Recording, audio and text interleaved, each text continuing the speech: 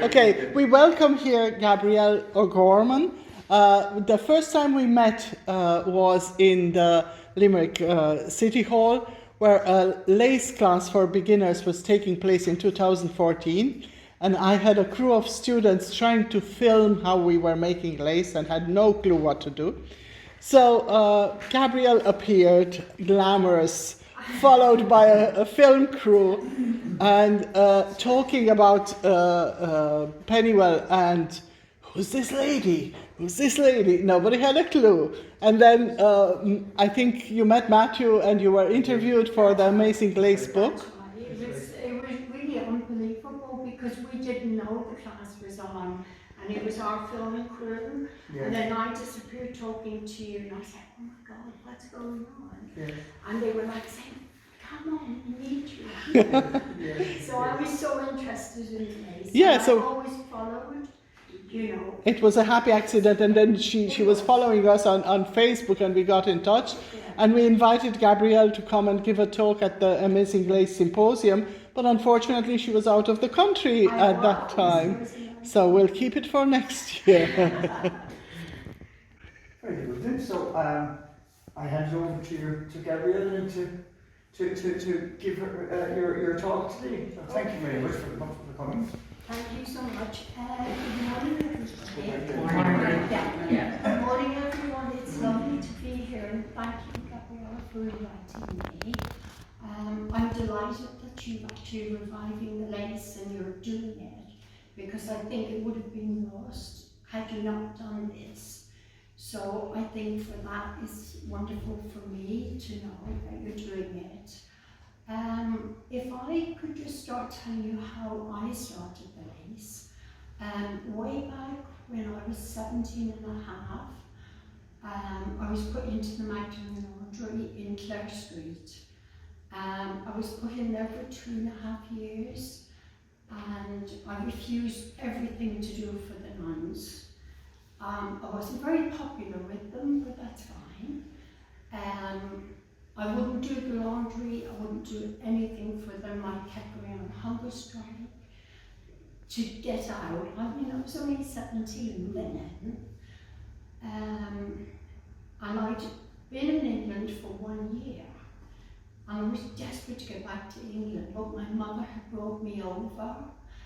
And she then disappeared back to London without me, and then left me with the nuns that I was brought up in school with. And then I stayed out one night, and the nuns said, right, we're going to put her away. So they then put me into, first of all, the Sean McDermott Street in Dublin, and I escaped from there. And then the nuns brought me by taxi down to Limerick, down to the Good Shepherd Convent, and there was no hope of getting out. You know, the walls were high, there was glass on the walls, there was just couldn't get out. So anyway, eventually, because I wouldn't work in the laundry and I was always disruptive, they told me that I would corrupt an army of soldiers. But there were no soldiers anywhere, so, you know. So I was always, they were always on my back, really. But eventually, one of the nuns said, she said, well, put her in the lace department. And it actually calmed me down quite a lot. Because I was always dreaming of this escape, but I couldn't get out. So anyway, I got to do the lace, and there was about 9 of us in the lace department. And I learned how to do the lace, and like I said, I really enjoyed it. You all know what the lace is about yourselves, but it was just making things. And then the years seemed to have passed by. I was in there for 2 years, and I'm now 19.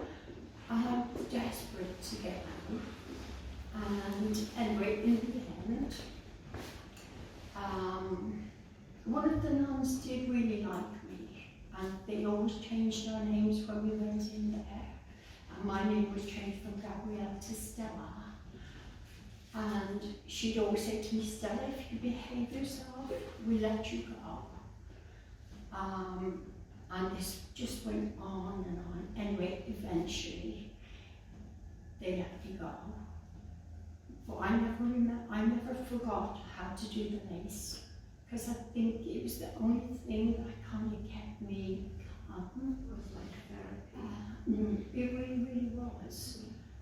Anyway, they put me on a train up to Dublin, and then I was met by more nuns, because once you were in the institution, it's very hard to get away from the nuns.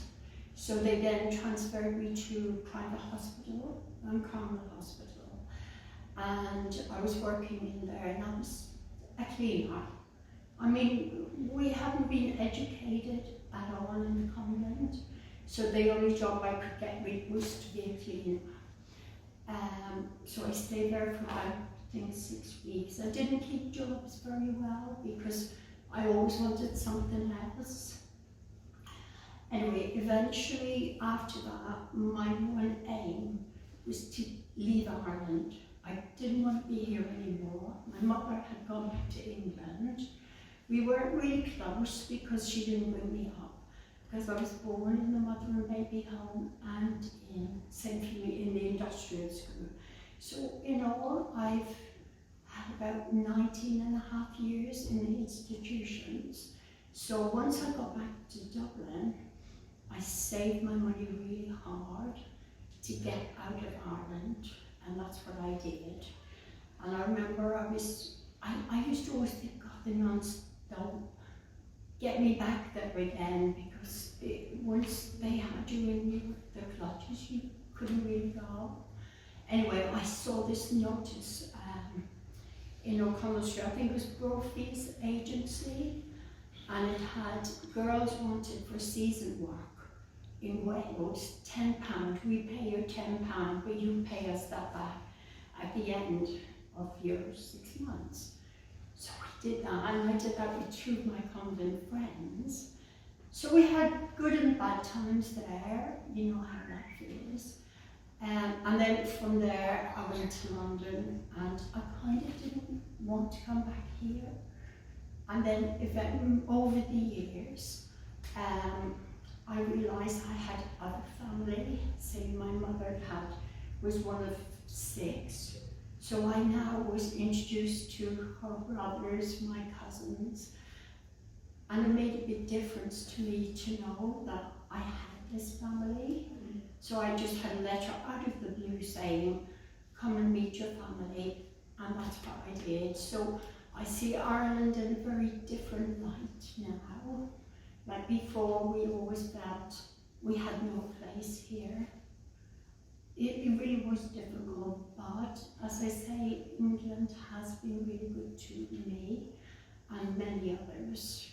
But now I come back, and it's lovely to be back here. So I really, really like being home. I know you want to listen a little bit about the lace. I've got a few photographs, maybe if you want to look at them later,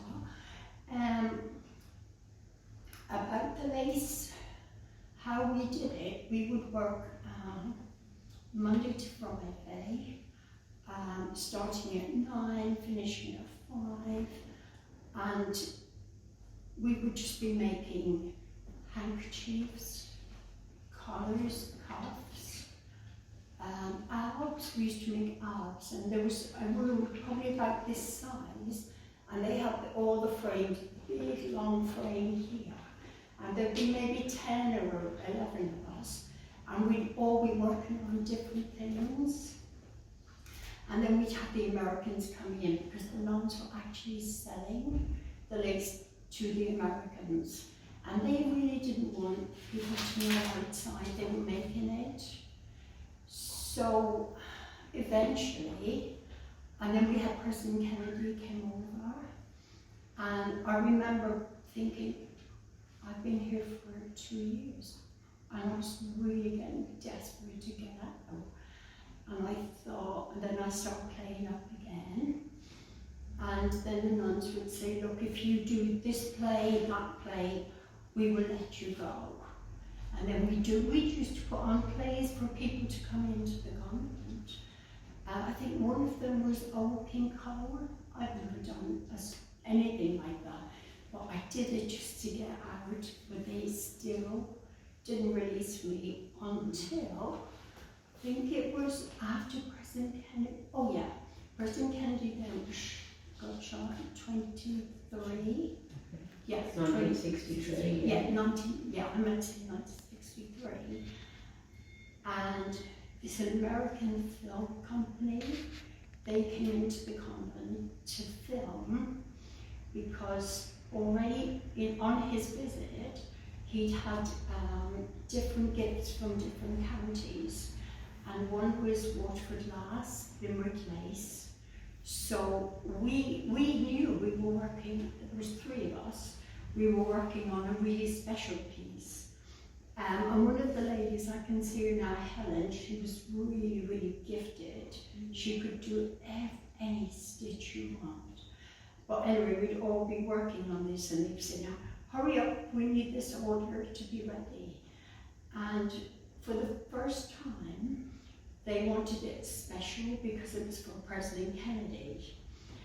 And they said, you can put some stars in it.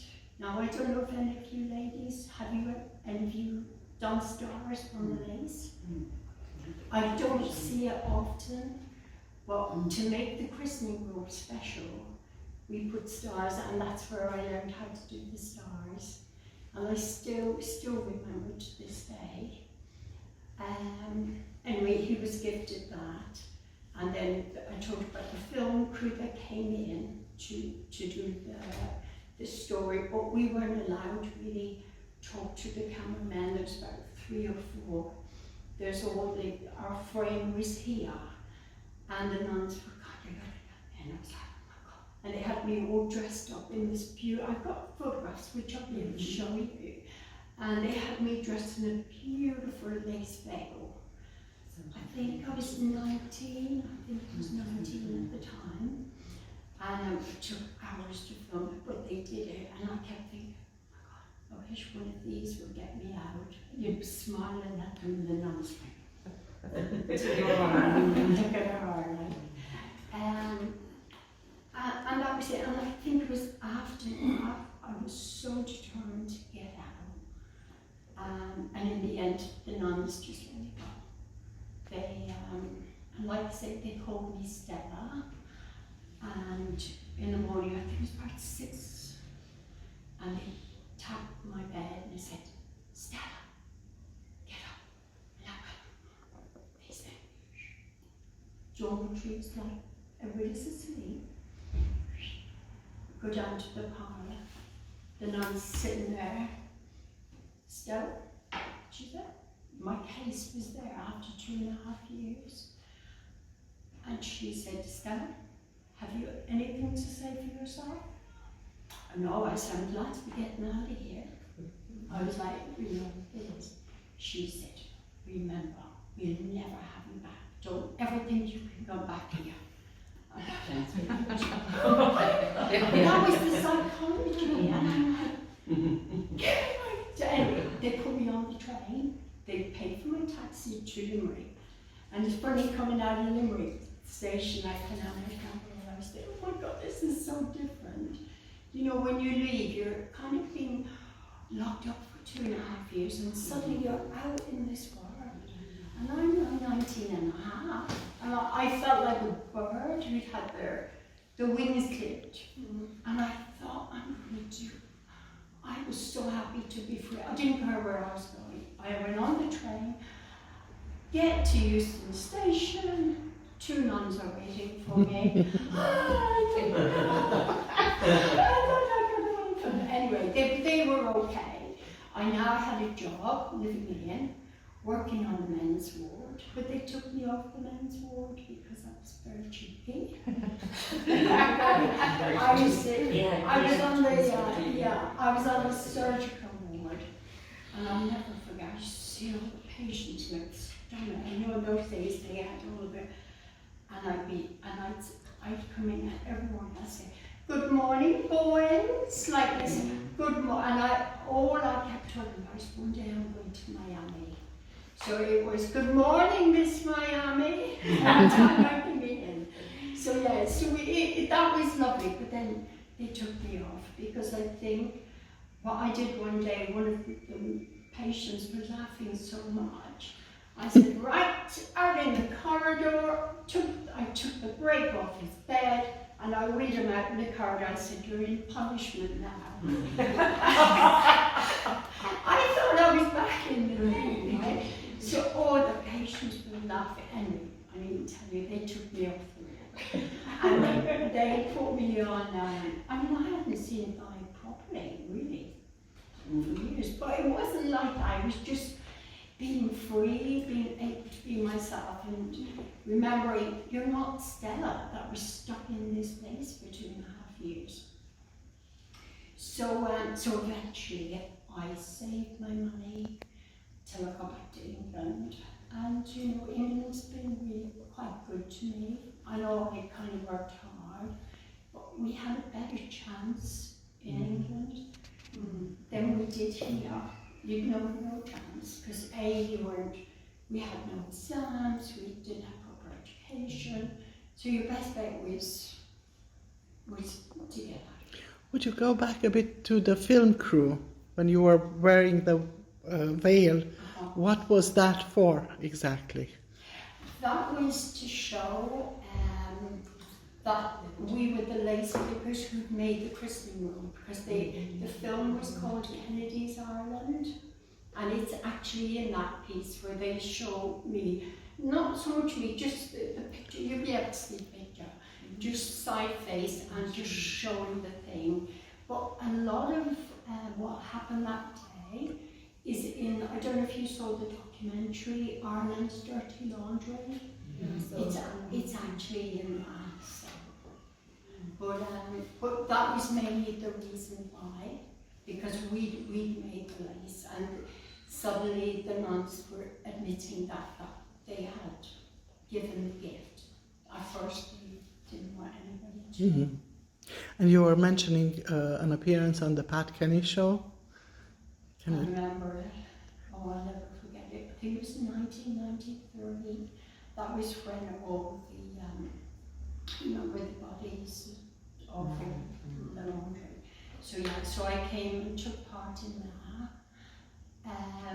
And it was quite traumatic, because a lot of it you push at the back of your head. You don't want to deal with it. But I feel now, with all the stuff that I've done, it's helped me through to accept it. But I think when I left, it was really difficult, like to sleep. I would always dream I'm trying to run to get out of Limerick. Then I'll wake up and think, oh no. And I'll be so pleased that I'm out. So I think I did have trauma, but I never really realised it.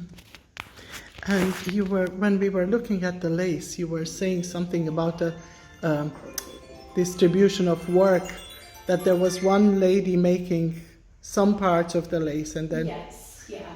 And again, I have a little picture that will show you that. When we worked on the special order, we had one lady who'd been there for, I think she always had a walking stick, so I think she's slightly disabled.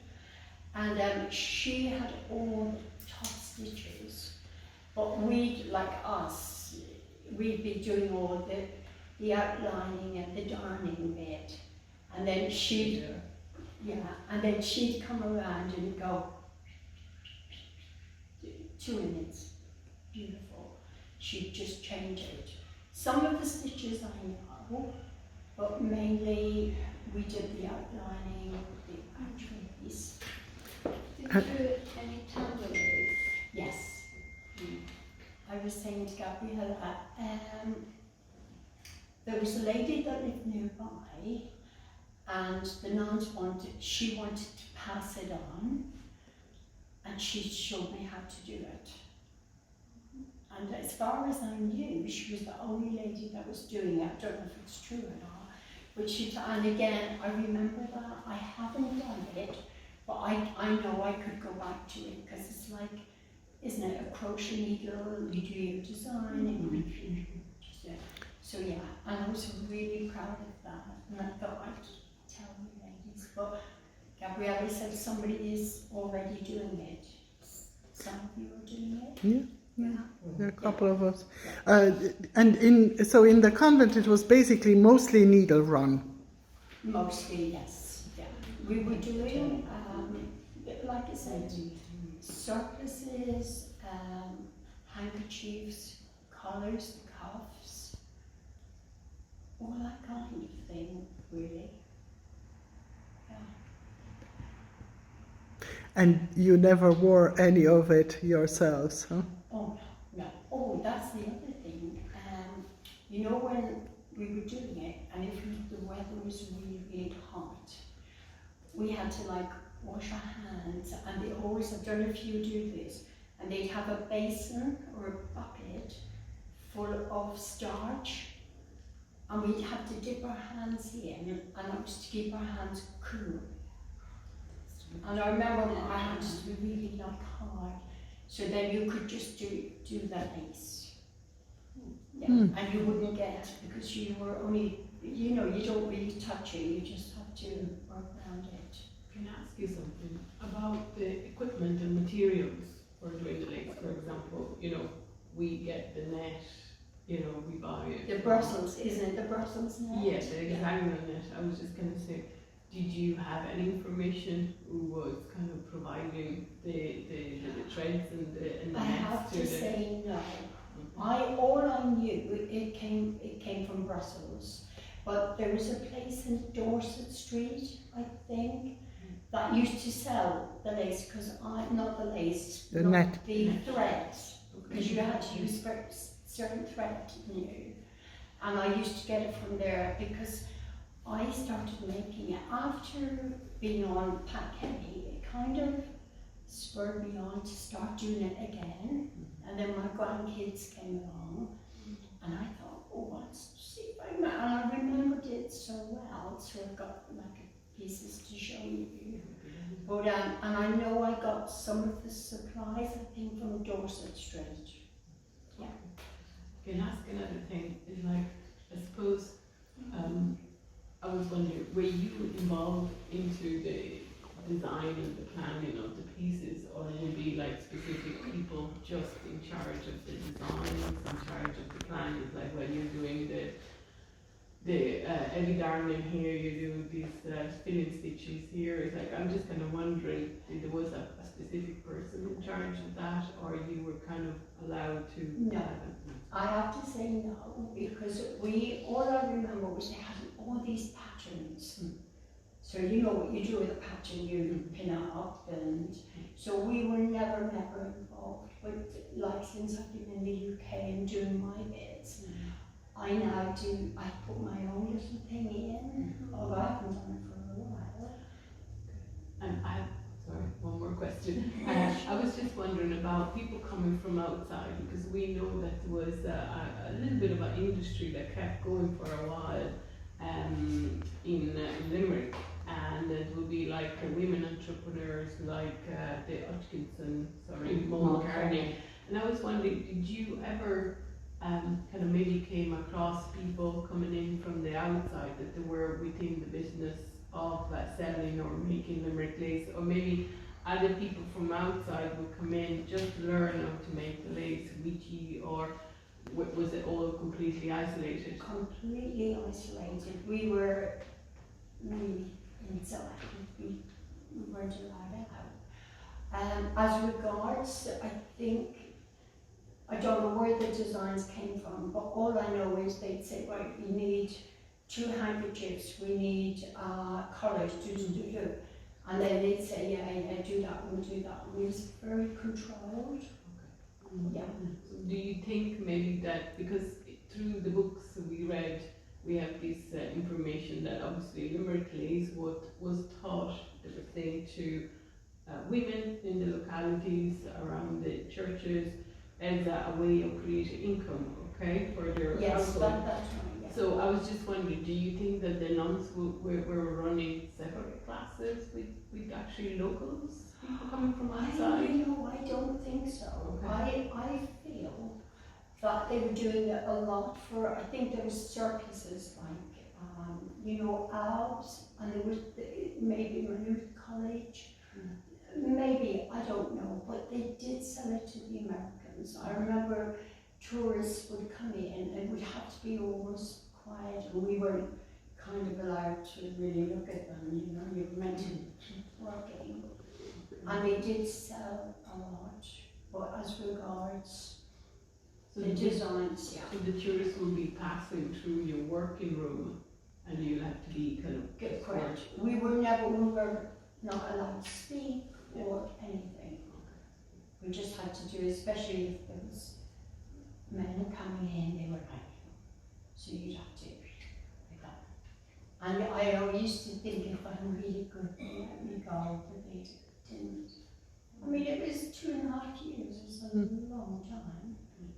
But it was better than working in the laundry. Do you know? Can I ask you about the? I'm so Go sorry. on, go on. Yeah, Can I ask you that's about the laundry? From some of the movies and the information you have, I suppose it's like after a certain date they start to introduce a washing machine, for example. Yeah.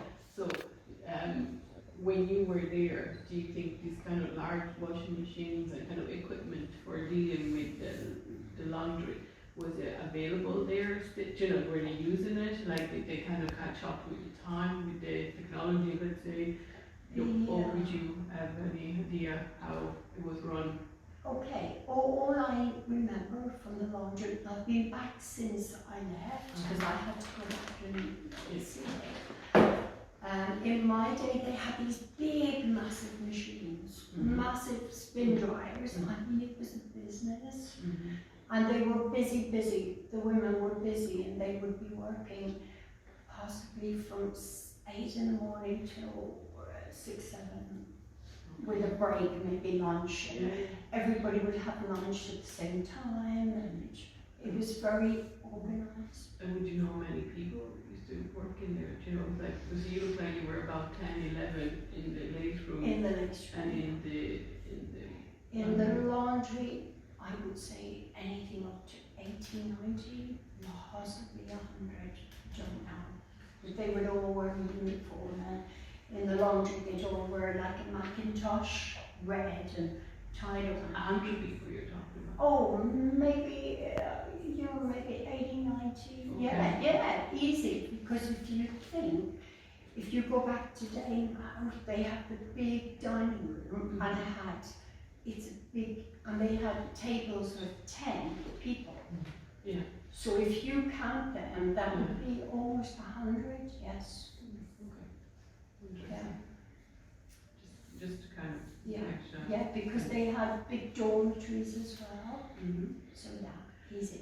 So it's like thinking back about the Good Shepherd, so you would have been like up on the top floor in their dormitory, was it? Or? Yeah, it was, I think it was on the first floor, because when I went back, it kind of was quite haunting, big passageways and big dormitories. I mean, now you know it's a college. Yeah.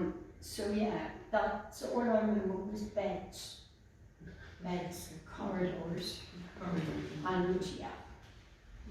And I think the women would be up early to do the work, would go to bed early as well. And were you segregated, the lace room, with the girls that worked in the lace rooms, were you segregated from the women in the laundry? No. We're all there. I think that we kind of felt a bit privileged because we thought, oh, we're not in the laundry, so we felt.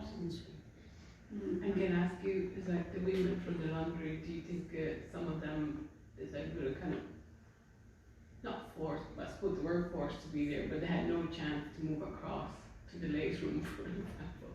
I'm just kind of saying is like, I just wonder, because obviously they will need the numbers to keep the business. Yeah, it was a well-oiled machine, really. The women were kind of, I know some, I don't like saying it, but some were from the institutions, had no chance in life, and probably maybe grew up with the nuns and felt, I'm secure, I'm got a roof, there's a bit of that as well. also, sorry, I was just kind of wondering about the Sunday, the Mass, and I suppose that I can ask you something about that. Horrendous. And you know, we have kind of information from some of the students that they were actually, they had interviews with the groundkeepers, for example, of the convent, and they were just kind of saying that it's like, I don't know if you were allowed to be in the main part of the church, you were kept in a separate section. Yeah, I can tell you. Yeah. Okay, Yeah. sorry. Right. In Limerick, they had, it was quite a big institution, so they had a nursery school. It was a nursery, like a day school, like children here. The middle one was St. Joseph's, it was called, and that was reformatory school, and the Magdalens. But the church now, if you go back now, it's a big kind of gallery, isn't it? Yeah. And I can, when I went there, and I was like, oh my God. And this is for the Magdalens, we have this bit here. The big altar was here. The children there, reformatory there. And the nuns were in this bit here. Mass on Sunday would go on and on. Because there was 3 altars. Yeah. So one would do it on the main one, and just as he's finished, another one would come in, and another one, because they were practicing it up from Maynooth. And some of us would be fainting in the church, and we'd be like, gone. It was awful. And that's why I'm quite spiritual, but I found it hard to go into churches. You know, I really, really did. But I'm getting better. I am better. I go to an English church rather than sorry, but I do. I remember that. But one thing I remember, as well as the masses, we weren't allowed to leave. Sorry?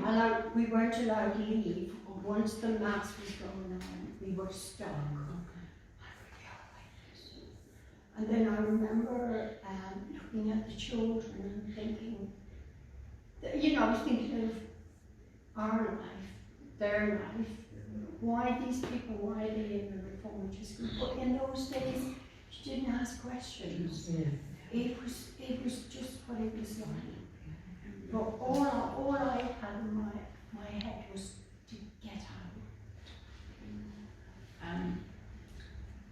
Sorry, it's like we have information that there was like a passage where the children from the tunnel. But there was a tunnel. The tunnel. Yeah. Yeah, no, I can't remember. I know there was one, and there was a lady called Maureen O'Sullivan, and she's just done a book a couple of weeks ago. I think she launched it. And it was she was only 9 or 10, and she was put in there, and she was working in the laundry at that age. Now, I've never seen children working in the laundry, but she was. So I think different laundries had different, although they all ran on a similar. And there was always information as well that there was like a kind of a covered bridge that would bring you into a yard for exercising outdoor. Is that possible? I don't know about that, but I know the one in Limerick, they did have an exercise yard. Yeah. And whenever I see programs on prisons, it reminds me. It really takes me back, because that's what we were, just in there, and then you'd be back in doing your thing. Okay.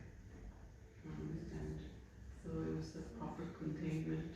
It really was. Yes. Honestly, there was no way out. And no matter how you tried, and I think because I was quite rebellious, the nuns didn't like me, and the one particular nun was really awful.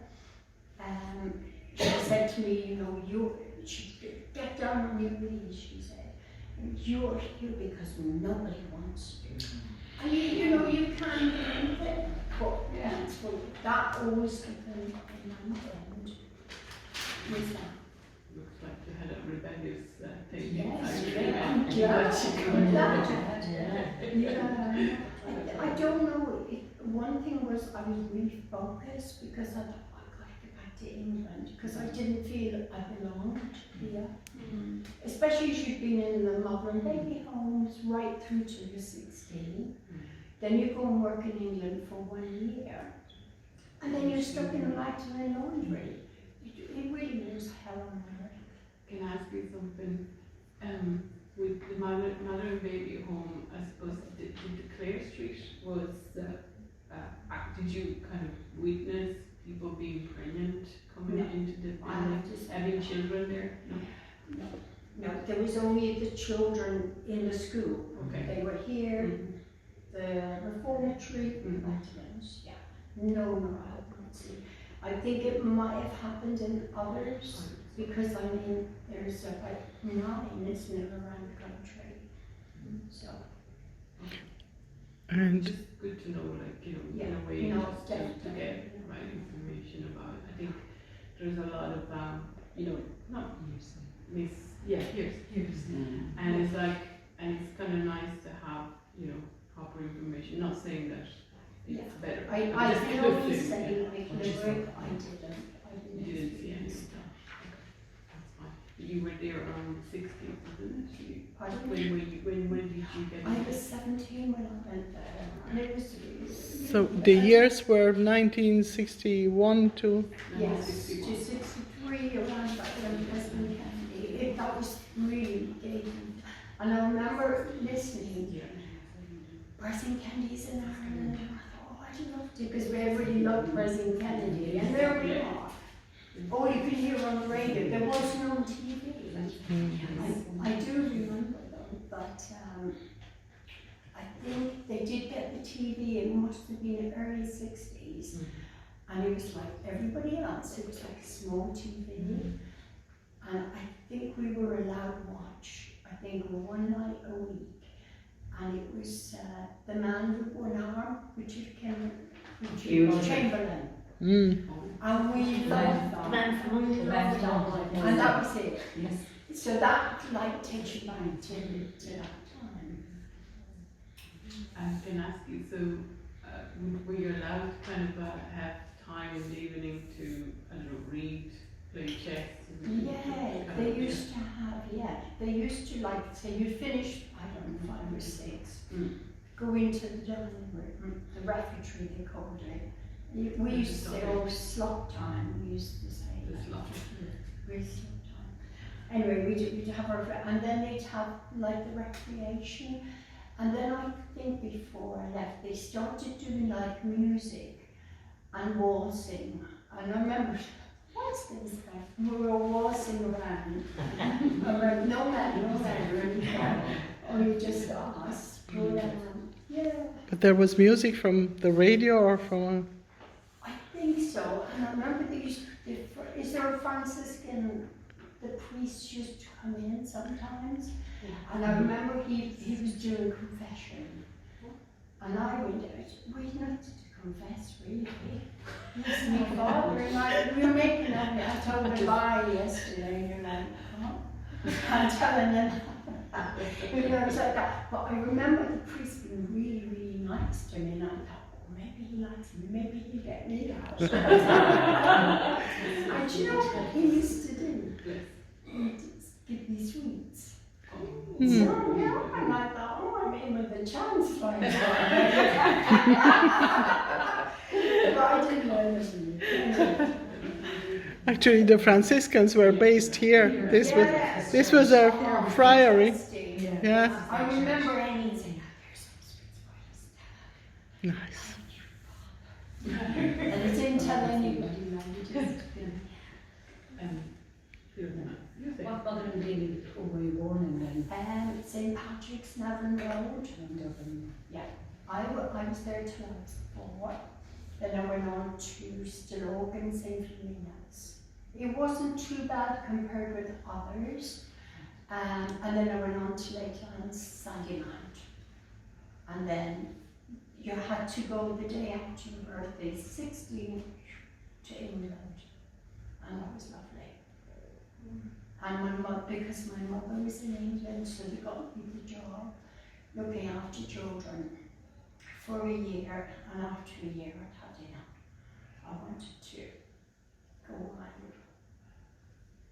Then my mother then brought me back to Ireland and then didn't want me to go back with her. And then that's how I ended up in the Magdalene Laundry, because I stayed out with the guy. And was your mum from Limerick or was she from? She's from Dublin, Oh, she's right. really Dublin woman. Can I ask you, so you were in the industrial school, you were saying, so I was, it's yeah. like, so you're born in the mother and I was baby, born, yeah. And Born then, in mother and baby till I was 4. Then still over till I was 12. Okay. And then they plans till I was 16. And it's like, what were they educate, were you going to school, were they teaching you? They had schools inside, the nuns would be our teachers, Okay. but we had very basic education. I mean, reading and writing, that was it. We did no exams. And this is why they did this big compensation package thing. But, most of us that left Ireland, Touchwood, did better than those who stayed here. That's what we feel. But so it's like you would go, you have a little bit of school, and then what would you do during the day when you were a child, like in those industrial schools? In the convent, Yeah. I remember in Stillorgan, like I say, it wasn't so bad there. We had beautiful playing fields. Okay. St. Flaminas used to be a stately home, and then they extended it and they housed girls, boys, and nursery kids. So there was the nursery, there was the boys, the girls, and that's where I spent most of my life. But we did have one nun that was really, really good to us. And she used to get us films and, I remember seeing this big white screen. We'd never seen a film or anything. And we were all think, oh my God, and the bus was coming and we were all screaming. I mean, that's how it was.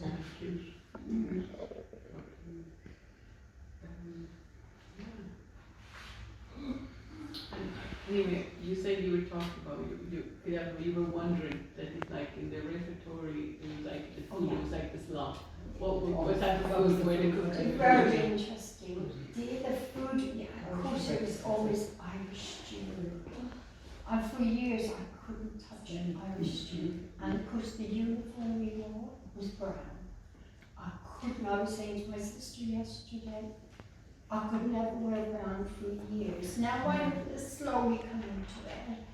Brown always reminded me of it, but the food, wasn't very nice. I mean, all I remember, like I said, she was all the tables, but the nun had we called her her throne. Sister Mother Euphrasia, right? She sat up here. You weren't allowed to talk. No talking, just eating. And she was always at me, always.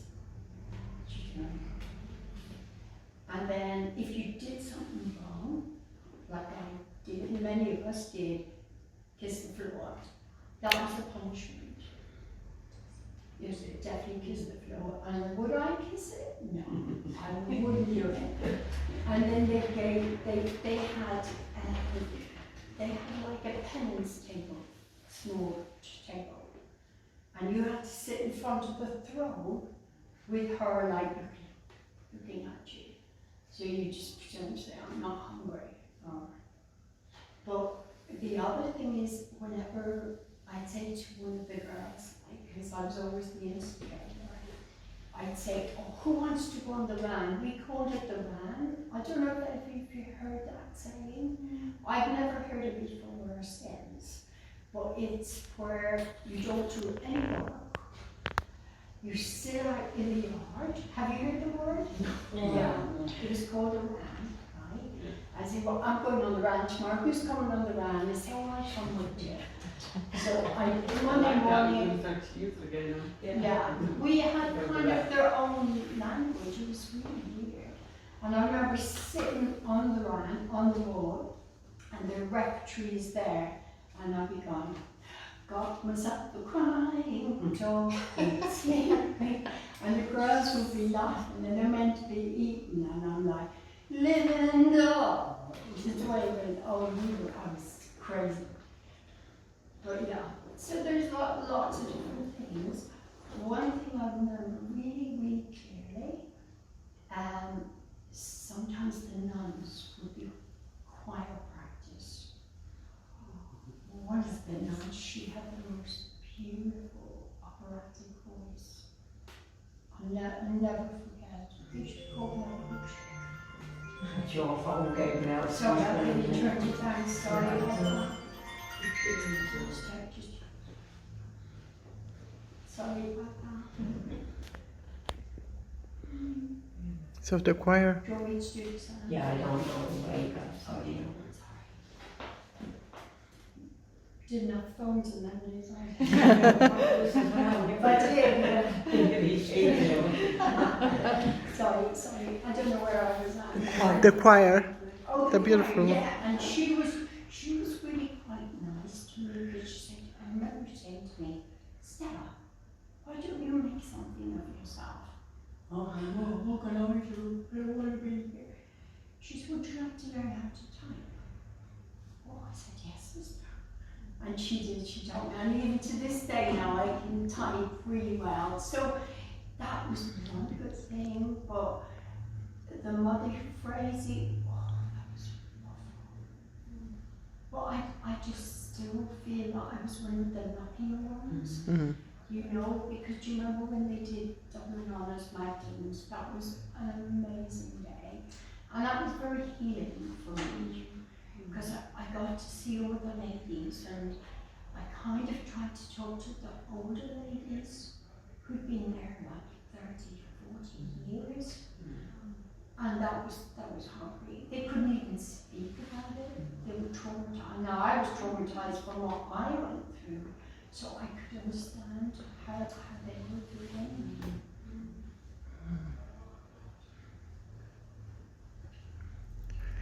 So it's like, did you keep in contact with any of them? No, do you know what? I think once I left, I would never wanted to. The only time I went back was after, I was telling you earlier, after the Pat Kenny show, to really confront the nun.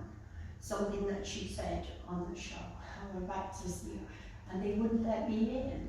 And I'm like, I've been taking years to get out, now they won't let me back in. Say to her, and she finally let me in. She let me in. And that's when you see that some of the pictures I went into the lace department, and I did a couple of pictures, and she said, Stella? I said, my name's not Stella, it's Gabrielle.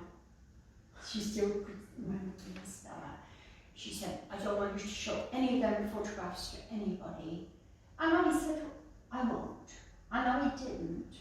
But now that it's all out there in the open, it had to be done, so I've done that. But I think my biggest thing was President Kennedy. Just thinking about being there for 2.5 years. And that really was my thing, but also was to get back to England. What about when you were working in the lace room? Were you allowed to talk to each other? Because When we were out. when you were in the convent working on lace, was it complete silence, or because we keep on having a banter in class and there's stories about everything? Yeah, you would do, because I think it was only later on they had the recreational thing. So I think you would be allowed to talk then, but never at meal times. The other thing that they did at meal times, because you weren't allowed to speak, they had auxiliaries. Now these were, I don't know if you've heard of them, but they're not quite, they weren't the nuns, but they were they're like in the prison where they used like trustees, and they were called auxiliaries, and they had quite a lot of power over the girls, and they'd have their own little group, the auxiliaries. What was it? I was going to tell you something else. At meal times, you say read, but they read. Oh, at meal times, right, sorry. And I remember, yeah, each one would be there, but because we weren't allowed to speak, they'd have one auxiliary up here on a high chair, reading the story every day, like 2 chapters, and we'd be all dying to know the next day what happened. So we'd all be quiet. So really, they had it all worked out. And were the auxiliaries nuns or were they? No, they were the next best thing. They weren't nuns, but they were like trustees. And if you had, like, say, if I had a problem, you'd say, Philomena, so you would tell her, then she would go to the nun. You rarely. And were they from the lawn? Were they girls that came in, or were they? There were girls that came in, definitely, who kind of had been there for a long time. Right. Yeah. It was really, really run. Well managed. Yeah. And I suppose it's like, did you manage to develop friendships with the other kind of girls? Yeah, I mean, I was friends with one girl, but the thing was, they changed your names, so You can't find her. everybody had it, like I had Stella, somebody else would have Margaret, and I didn't really keep in touch because I think once you got out, you never was to go back. Do you know? Yeah, I'm just gonna say within the while you were inside, like would you have? I think, yeah, we had like little friends and yeah. But the other thing what I remember is older women would be sick, and then you'd say to somebody, oh, where is Mary, where is so-and-so? Oh, she's in the infirmary, she's not very well. And you never heard, you never saw that person, so you know, I know now, they were actually buried, they were just buried. And I think that was the case with Limerick as well as Dermot Street. I mean, Would they have been buried in the grounds or? oh, definitely. In the grounds? Yes, yeah.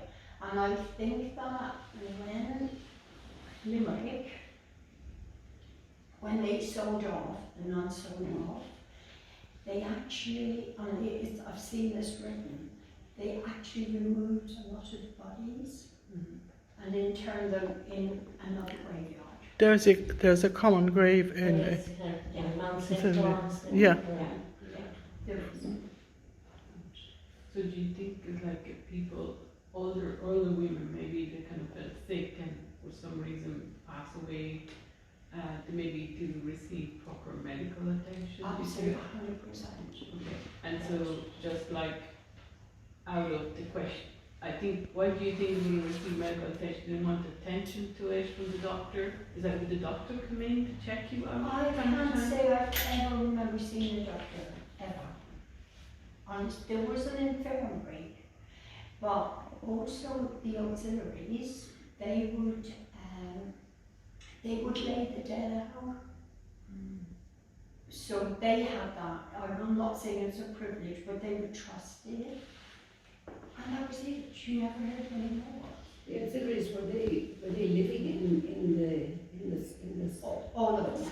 All of So them. they were part of? Yeah. They didn't- And they might have they were been outside. there for years under this assumed name. Okay. So when they died, the relatives probably never knew where they went. But I can guarantee you that's what So happened. it's just like people would just, Margaret would just like, oh, where's Margaret gone altogether? And nobody talks about it anymore. Always remember it. And did anybody ever get out of the infirmary? We'll say if they are, we Maybe, can say if it's an ordinary so, cold, yeah, I you don't. go keep alive. Yeah. Oh, you're not going to the very dark. The word infirmary. Yes. Yeah, but I know one lady, and she, I think, was an auxiliary, and she used to lay the dead out. She told me herself. So I know it happened, and they all had a similar routine, like a prison-like system. Mm.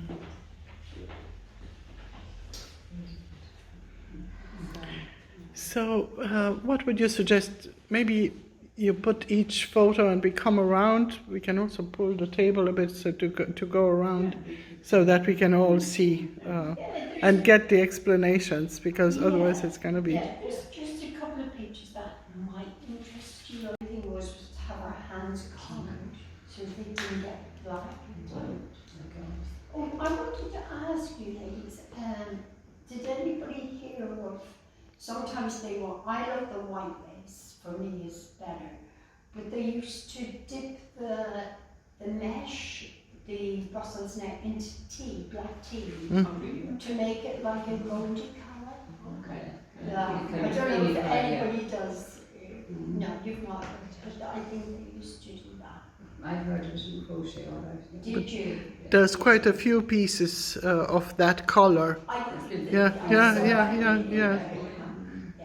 And Victoria, sometimes when she repaired antique pieces, she dyes the thread, I think, indeed. Yeah.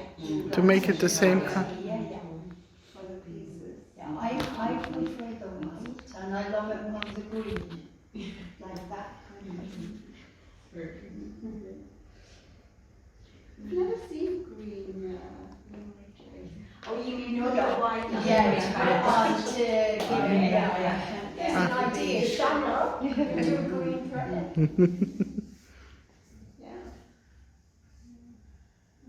Did you do black work at all? Did you do your No. black lace? No. No, it was all the white. Yeah. And I remember in our lace room, they had like a lady, been there years, and she used to do the machine work. You know, all the Alps, she used to make all of them. She'd do the linen, the linen side. Yeah, the linen side. She'd be doing the machine gun. So there were a few sewing machines in the There camp. were, yeah. I remember that was my frame was there, and there was a machine there and a machine over there. But the women kind of didn't talk to each other. And the edge of the work, the edge, would say, if you were doing a hanky, the outside edge, did you do a particular stitch for that? No, I think it would like say, haven't got the pattern. Say you're doing this was a hanky, Yeah. the outside, We where would somebody just- would cut it. Yeah, I know what you mean. We just do the border, you know, where you double on the border, Right. like two lines, Yeah. and then you put all your work inside, Yeah. and that would just be lace. Right. Yeah. I've got something similar. Yeah. The buttonhole stitch wasn't done around it or anything, no. Pardon? Buttonhole stitching wasn't done around the edge. no. Yeah. The only one, the main one that we did was the outlining. Lining, yes, with the double thread. Yeah. Yeah. Would you have any idea how much they sold it for? They say it's expensive, but we've no idea how expensive it was back then. I know. I have no idea. All I know is that they'd say, I'll have that piece, off to America. And one particular lady cut out the lace when it was finished. We would kind of do Would you do it. the cutting as well? Yeah, like say, once you say, you'd have your long frame, Mm. and you just say, oh yeah, that's the collar, that's that. Then you just take it out, cut round it. As you said, you do the double stitching and just cut round it. And then the nuns would have the green and put it on the table with beautiful pieces. But no, we never knew how much.